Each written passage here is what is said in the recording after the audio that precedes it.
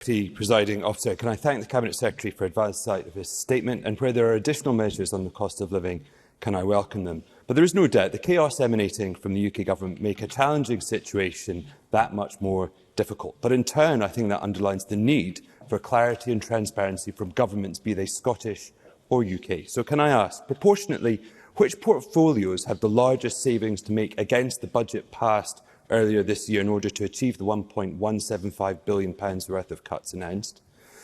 As confirmed by the Fiscal Commission in paragraph 34 of their May forecast, the Scottish Government had planned to carry forward £279 million from this year's budget to next and £250 million to 24-25 using the reserve.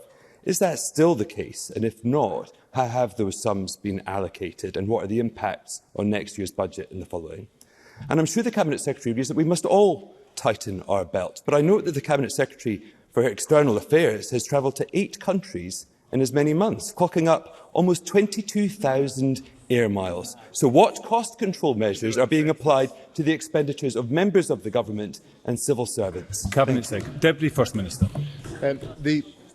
I think the steps that the government is taking about clarity and transparency, I think, are evident by the fact that I'm here today and that I appeared before the Finance Committee several weeks ago on the subject at a session chaired by Mr Johnson, and I also appeared in Parliament in early September to explain openly the changes and the choices that I was making. So I think on the question of transparency, this government is delivering on what would be expected by the public.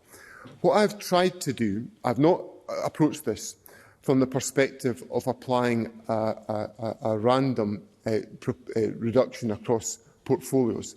What I've had to do is to look at this very advanced stage in the financial year at what options remain available to me to reprioritise spending. And in some areas of government activity, there is more scope to do that than in others. In the case of the changes in relation to health and social care, I was absolutely clear with the Health Secretary and the Health Portfolio that whatever savings we were able to identify would be retained within the Health and Social Care portfolio to support the very strong pay offer that's been made, particularly for low-income staff. In relation to the reserve, we've carried forward the resources from the last financial year into this year that we planned. Obviously, the budget for next year was predicated in the resource spending review on a carryover from this year to next year. I have yet to identify those resources. That remains an ongoing challenge before the end of the financial year, and I am still working to ensure I can balance the budget this year, which is my statutory duty to do so. And lastly, on the question of the international engagement of the government, we're a government that we can't be insular. We've got to be in contact with the rest of the world. I'm quite sure it's really important that we maintain that dialogue.